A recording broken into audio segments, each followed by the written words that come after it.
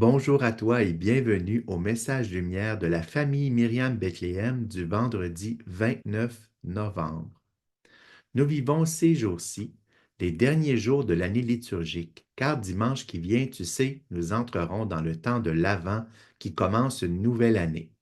Les évangiles de la messe venaient depuis plusieurs semaines de la prédication de Jésus pendant son ministère, tel que raconté dans l'Évangile selon Saint Luc. Et nous sommes maintenant au chapitre 21, ce qui termine la prédication de Jésus. Et voici cet évangile d'aujourd'hui, et je vais enchaîner avec celui de la messe de demain, que nous n'aurons pas demain à la messe, car ce sera la fête de Saint-André. En ce temps-là, Jésus disait à ses disciples cette parabole. Voyez le figuier et tous les autres arbres, regardez-les. Dès qu'ils bourgeonnent, vous savez que l'été est tout proche. De même, vous aussi, lorsque vous verrez arriver cela, sachez que le royaume de Dieu est proche. Amen, je vous le dis. Cette génération ne passera pas sans que tout cela n'arrive. Le ciel et la terre passeront, mes paroles ne passeront pas. Tenez-vous sur vos gardes, de crainte que votre cœur ne s'alourdisse dans les beuveries, l'ivresse et les soucis de la vie, et que ce jour-là ne tombe sur vous à l'improviste comme un filet. Il s'abattra en effet sur tous les habitants de la terre entière. Restez éveillés et priez en tout temps. Ainsi vous aurez la force d'échapper à tout ce qui doit arriver et de vous tenir debout devant le Fils de l'homme. Jésus nous rappelle aujourd'hui et demain son conseil central. Restez éveillés et priez en tout temps pour ne pas être surpris du moment où le royaume de Dieu sera proche. Et j'ai une question pour toi. La connais-tu, toi, cette date à laquelle Jésus reviendra dans sa gloire à la fin des temps? Eh bien, moi non plus, je ne la connais pas. Et il faut être prudent avec ceux qui font des prédictions de fin du monde, car le moment exact n'est pas prévisible pour nous. Mais bonne nouvelle, il y a quelque chose qu'on peut prévoir, dont on est sûr par la foi, et c'est la date de la visite de Jésus dans nos vies. La connais-tu, cette date? Oui, je pense que tu la connais, et moi aussi. Cette date, c'est aujourd'hui.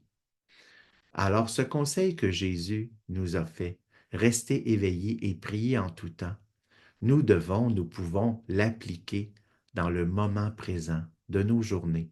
C'est l'instant précis où je peux faire cette rencontre de Dieu qui vient à moi. Très probablement que toi et moi, nous n'aurons pas d'apparition ou de vision, nous n'entendrons pas de voix qui vient du ciel. Mais nous pouvons vivre par la foi, l'espérance et la charité une connexion surnaturelle avec la personne de Dieu, avec le Père, le Fils et l'Esprit Saint. Quand Jésus nous dit rester éveillés, que veut-il dire? Ça ne veut pas dire qu'il ne faut plus dormir du tout.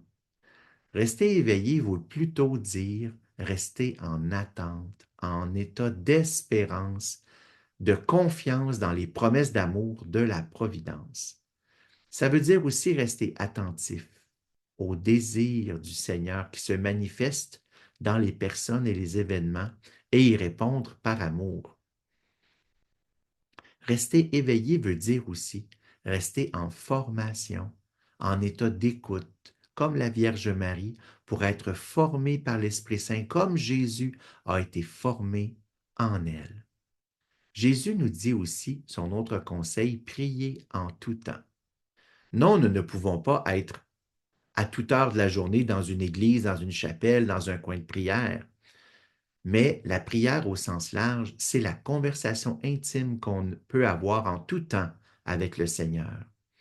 Et comme disait notre fondatrice dans la famille Myriam, sœur Jeanne Bizier, qui est décédée il y a 4 ans exactement aujourd'hui, le 29 novembre 2020, elle disait tout vivre avec Jésus, toujours parler à Jésus.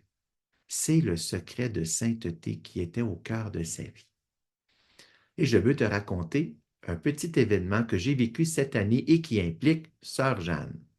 En juin dernier, j'étais au foyer central de la famille Myriam à Bécomo, au Québec. Et une petite sœur m'avait recommandé de lire un chapitre du livre de Sœur Jeanne, La sainteté pour tous.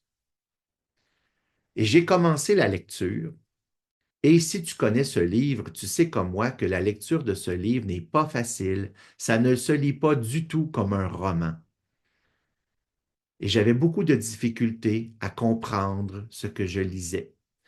Mais un jour, l'idée m'est venue d'aller lire mon petit chapitre du livre de Sœur Jeanne dans son bureau.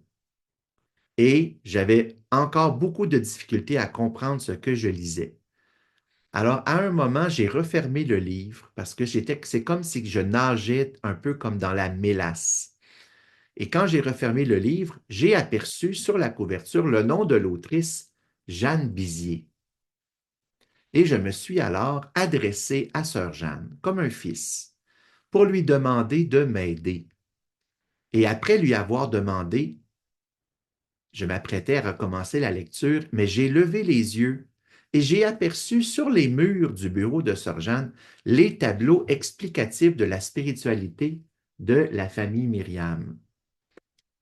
Imagine-toi que les mots sur lesquels je butais dans le livre étaient tous écrits en quelque part sur les tableaux, mais présentés visuellement dans un tableau, je comprenais beaucoup mieux.